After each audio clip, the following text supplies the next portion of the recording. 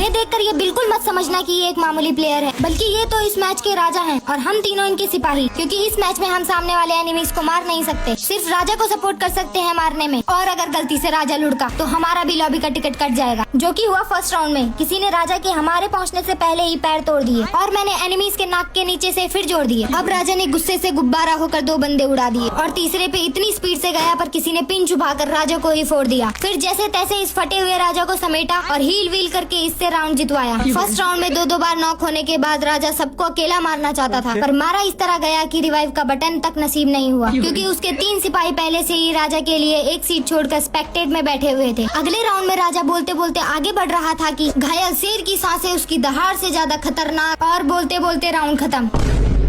अब राजा ने जूते खाने वाले काम तो कर दिए थे, पर उससे पहले राजा ने डर ही डर में एक राउंड जिता दिया। पर फिर भी हम तीनों सिपाही कुछ ज्यादा खुश नहीं थे। राजा की एक कंबल कुटाई तो बनती ही थी, पर फिर राजा एक और राउंड जिता देता है। अब राजा लगभग सेफ था, वरना राजा के मुकुट पर हीरे की जगह 9 नंबर अच्छा लगता। पर राजा को शायद अपनी जान प्यारी नहीं थी। इतना हील और रिवाइव करने के बाद भी नुबड़ा राजा मैदानी जंग में पेला गया। अब लास्ट राउंड आ गया, पर राजा जी हमारे कंधे से ही गोलियां मारकर हमें ही मरवा देते हैं। भाई साहब, क्या अब आप मार पाएंगे? टेंशन नहीं, गाना चलाओ।